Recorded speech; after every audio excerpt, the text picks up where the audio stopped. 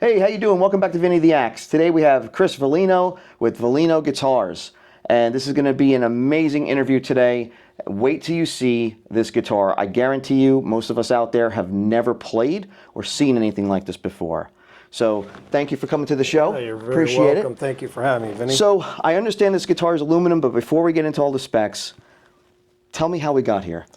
Well, that started back in 1966. My dad set up a studio to teach guitar in a new home they had built in St. Petersburg.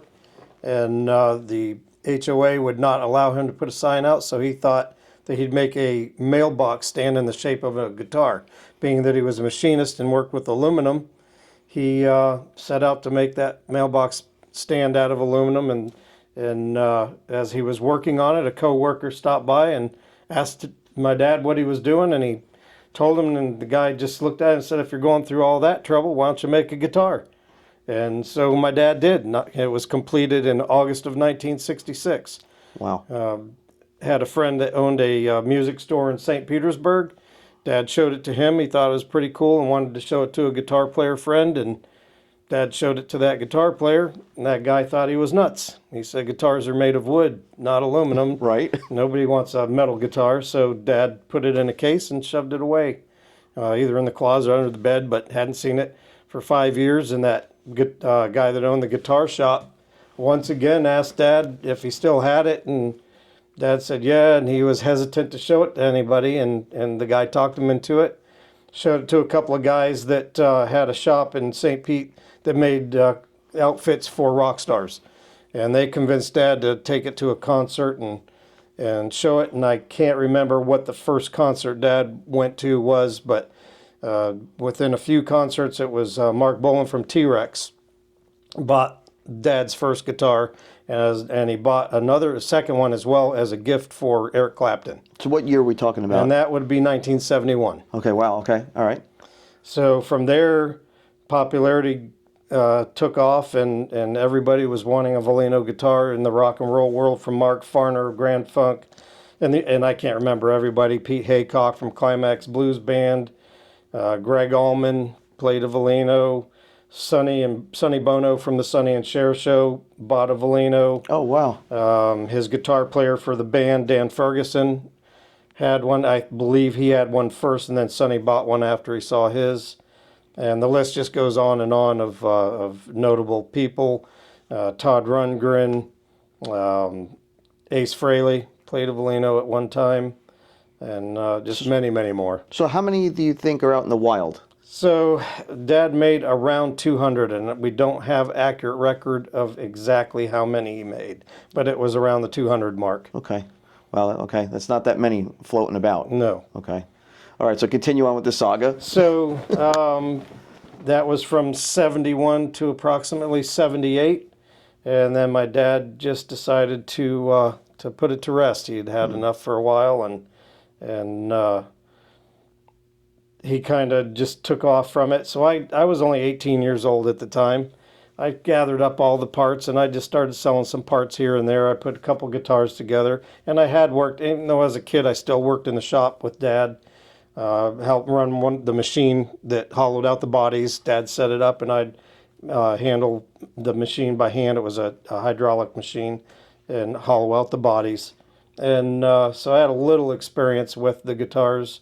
And so anyhow, as time went on, I sold parts, and I believe my wife and I rented a booth at a Nashville vintage guitar show in '96. Sold the Traveler, but we also made a little mini guitar, and there were probably 7 or 8 of those at the most. Again, no accurate record of how many were made of the Traveler, and we actually sold the Traveler at that show. And then a year later sold the original that I had at the show to somebody that had seen it. And then didn't do much with it. In 2002, the trademark office notified my dad that somebody applied to take over the trademark. Oh. So we entered a trademark battle and went to court with it, and we were awarded the trademark. Just being that I had taken parts and sold them and had that booth at the vintage guitar show, we were within that trademark lull time of inactivity. So we were awarded our trademark, and so my dad and I set out to set up a shop, and then brought my sisters in, and we formed Veleno Instrument Company in 2002, and we built 6 models of the Ankh guitar that Dad had made for Todd Rundgren around 1976 to reintroduce the brand at the 2003 NAMM show in Anaheim, the Winter NAMM show.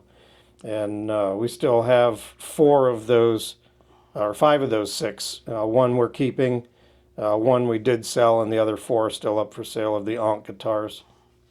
And then Dad's health took a dive through the 2000s, a roller coaster ride, and ended up passing away in 2018. So not much happened in that time period making guitars. Right. After his passing, my sisters and I took all the guitar parts and put them into storage and sold off the machinery. And after a couple of years of storage, I got together with my sisters and said, hey, you want to start making guitars again? So we reformed Veleno Instruments again, and I sought out, who could help us with this venture, because we're not machinists, we're not, musically inclined to build guitars. To a certain extent, we knew, had the knowledge, but not to actually accomplish the whole work. And I ended up finding a company in North Carolina called Illuminati, and my wife and I drove down there with several of the older 2000 necks to see if they could build necks for us to complete the Ankhs. Right. And spent about a year with them perfecting that neck, and they implemented their technology, which is hollow chambering, along with our design and our trademarked headstock, and we manufactured 5 necks to complete 5 of the Ankhs. We had one that was complete with the vintage neck, and had those, and then we decided to pursue making the originals, and we called them the Veleno Original Legacy Model, next generation Veleno guitars. And again, we spent another year. We digitized a 70s model that one of my sisters has. Right. And so that guitar is identical to a 70s model that you can get using computer digitization. And the biggest differences with our guitars today is we were able to lighten up and take a lot of the counterweight out because of the new neck technology. The original vintage Velenos are a cast aluminum magnesium, was all Almag 35, solid, had to be very thin because of the weight, was a little heavier metal. And with today's technology, our necks are all machined out of a solid billet, same as the bodies, material that the bodies are made out of, 6061 T6 aluminum, and hollow chambered, and then the fretboard is laminated on. And just a beautiful combination with the hollow chambered neck with the body chambered, and the resonation is incredible, as you can hear in the demo. Right. I was just gonna mention that the resonance of this guitar is just off the charts. I know some guys change their bridges to get more resonance, and some guys even put a brass nut on their guitar to get that chime. Well, the whole guitar just emanates that, which is absolutely outstanding. It's completely different than anything that I've owned in the wood realm of guitars. I also noticed that then everything is super smooth. There isn't one sharp edge on the frets, and everything is just completely just smooth on the back of the neck. That's from just heavy sanding and polishing, and we do treat the aluminum with a ceramic spray. Very simple, spray on, wipe off, which helps, and it also protect the aluminum. Another big difference in today's neck is the nuts are interchangeable.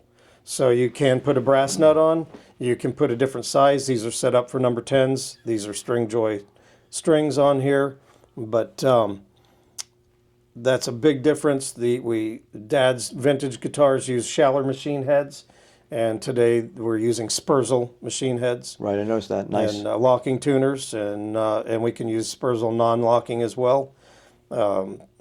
Pickups, Dad used a variety of pickups in the day, from DiMarzio to Seymour Duncan's to, I believe he used some Guilds and some Gibson pickups, humbuckers. And today we're featuring and coming stock with a Lawler Imperial. Good choice. Yes. I like Lawlers. I've had them in a lot of my guitars, and his ear for EQing pickups is amazing. And I think that I've not had a bad pickup model out of that company, and I'm not endorsed by them. I'm not paid by them to say that. I just can tell you that every Lawler pickup I've ever owned has sounded amazing. And we are not endorsed or anything with them. We just chose them because of American made, number one, and then they have a impeccable quality. And another minor difference is the micro switch up here on the top horn. In the originals was a phase switch that threw the pickups out of phase. We've chosen to go with a low pass, which just cuts out your treble instantly if you had the need. That's really cool. And I noticed that the guitar is not as heavy as I thought it would be. I mean, it looks heavy because it's got the metallic, metal solid shine to it, but it's actually fairly light. We're under 9 pounds. Yeah. Yes. So you just take a baseline poly-coated heavier Strat, and that's the same same weight. So what is the fretboard radius on this? Fretboard radius is 12, and the scale length is 25.1. Right. Okay. Yep. And as you noted, we have a 0 fret as well as an additional fret at the very base. Being made of aluminum, we can crowd that right into the end, just giving you a little extra play there. That would explain why when I played it earlier, you said there were 10s on there, but to me it didn't feel exactly like 10s. It felt a little lighter, and that's because it's 25.1 scale, not 25 and a half.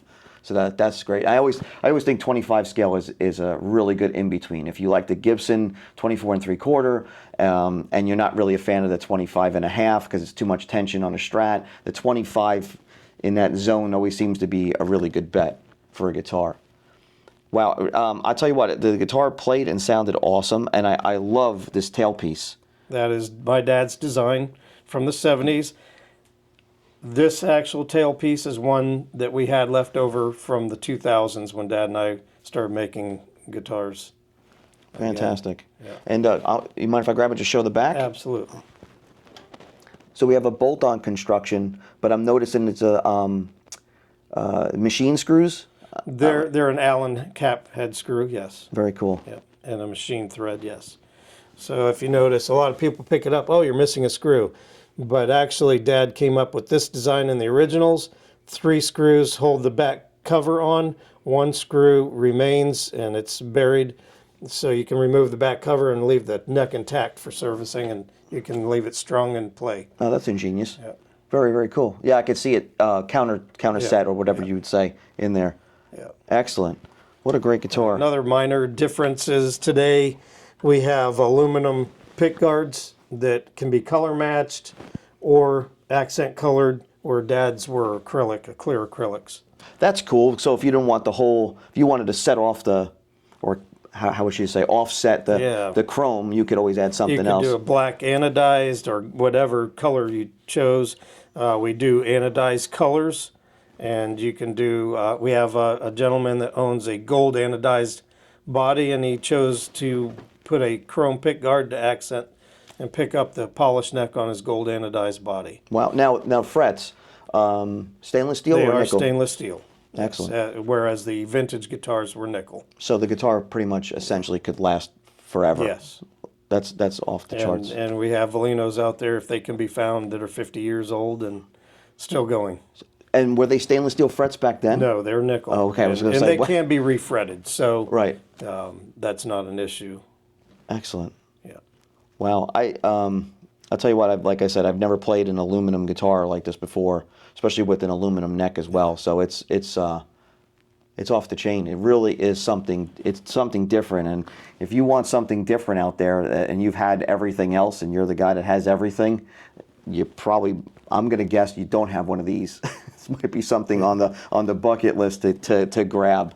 So, website. Website is velenoguitars.com, and it's up and running. You can visit that, and we have the Veleno originals, and we have a few of the anodized finishes posted on there that you can order, the colors.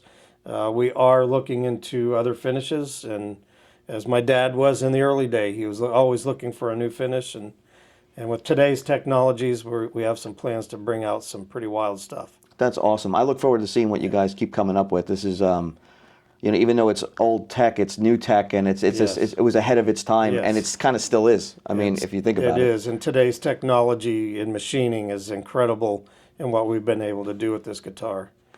Awesome. Well, Chris, thanks for coming out. This has been a real joy to actually play it and actually meet you. Oh, Thanks for coming on the thank show. you And again for again, having check me. out Veleno Guitars, man. If you want something cool, this is it, man. Yeah. Thank you. Thanks for watching Vinny the Axe. Stay tuned for more interviews. Please like and subscribe. Take it easy.